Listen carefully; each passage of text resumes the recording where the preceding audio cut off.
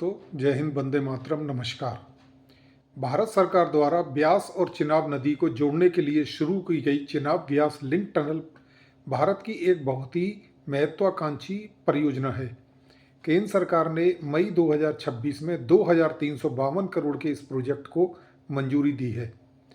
इसके तहत हिमाचल प्रदेश की लाहौल घाटी में चिनाब नदी की ऊपरी सहायक चंद्रा नदी पर एक 19 मीटर ऊंचा बैराज बनाया जाएगा।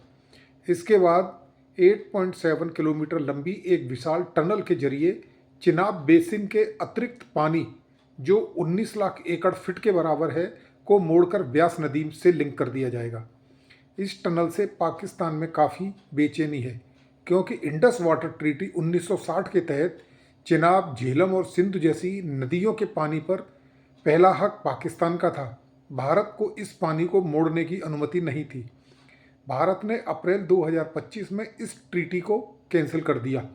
अब इस टनल के जरिए भारत अपने हिस्से के पानी का इस्तेमाल अपनी शर्तों पर करेगा। पाकिस्तान को डर है कि इससे भारत जब चाहेगा चिनाब नदी का पानी ब्यास में मोड़ देगा, जिससे पाकिस्तान के पंजाब में पानी का संकट हो जाएगा। इसमें भारत की 3 बड़ी योजनाएं काम कर रही हैं।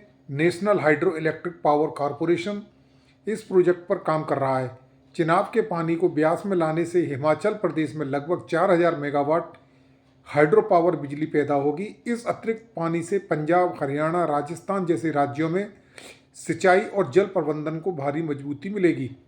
इसके साथ ही भारत सलाल डैम में जमा गाद को साफ करने का भी प्रोजेक्ट चला रहा है, जिससे बांध की पानी रोकने की क्षमता भी डबल हो जाएगी।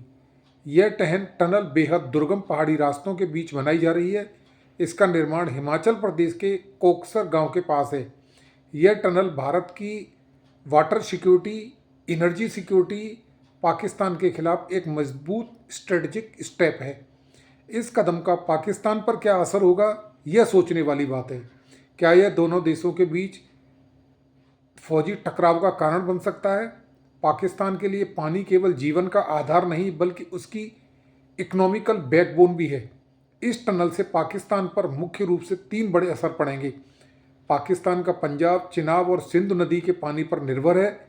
इससे खेतों को मिलने वाले पानी में भारी कमी आएगी, फसलें बर्बाद, खाद्यान्न संकट खड़ा हो जाएगा। चिनाब नदी पर टनल बनाने के साथ साथ भारत अपने सलाल डैम से गाद निकालने की सफाई भी कर रहा है, जिससे पाकिस्तान को डर है कि इसके जरिए भारत के पास पानी को रोकने या अचानक छोड़ने की क्षमता आ जाएगी। इससे पाकिस्तान में कभी कृत्रिम सूखा या अचानक बाढ़ जैसी स्थिति पैदा हो सकती है। पाकिस्तान पहले से ही गंभीर आर्थिक संकट से जूझ रहा है। पानी की कमी से कृषि और टेक्सटाइल इंडस्ट्रीज कोलैप्स हो जाएगी। क्या पाकिस्तान कोई सैन्य कार्रवाई कर सकता है? पाकिस्तान की फॉरेन मिनिस्ट्री ने बयान दिया है कि वह अपने हितों की रक्षा के लिए सभी विकल्पों का इस्तेमाल करेगा, लेकिन ज़मीनी हकीकत को देखते हुए पाकिस्तान द्वारा किसी सीधी मिलिट्री एक्शन या वॉर की पॉसिबिलिटी 0 है। इसके पीछे कई मजबूती कारण हैं। भारत का रुख साफ है कि जब तक पाकिस्तान सीमा पर आतंकवाद पूरी तरह बंद नहीं करता, तब तक इंडस वाटर ट्रीटी स्थगित रहेगी। युद्ध लड़ने के लिए बिलियंस ऑफ डॉलर की ज़रूरत होती है। पाकिस्तान इस समय फॉरेन डेब्ट और महंगाई के बोझ के तले दबा हुआ है। ऐसे में भारत जैसी बड़ी मिलिट्री माइट और इकोनॉमिकल पावर के खिलाफ युद्ध छेड़ना उसके लिए सुसाइड होगा। दोनों देश परमाणु हथियारों से लैस हैं। कोई भी छोटा मिलिट्री टकराव एक बड़े विनाशकारी युद्ध का रूप ले सकता है, जिसका जोखिम पाकिस्तान कभी उठाना नहीं चाहेगा। सीधी फौजी कार्रवाई करने की बजाय पाकिस्तान हमेशा की तरह अपने पारंपरिक और छिपे हुए तरीके अपना सकता है। इस टनल प्रोजेक्ट और जम्मू कश्मीर के बुनियादी ढांचों को निशाना बनाने के लिए आतंकी संगठनों या स्थानीय अशांति का सहारा ले सकता है। पाकिस्तान इस समय बेहद असहज स्थिति में है। वह सीधे तौर पर कोई फौजी कार्रवाई करने की स्थिति में तो नहीं है, लेकिन भारत की सिक्योरिटी एजेंसियों के लिए सीमा पर सतर्कता और इंटेलिजेंस बेस को मजबूत रखना बहुत ज़रूरी होगा।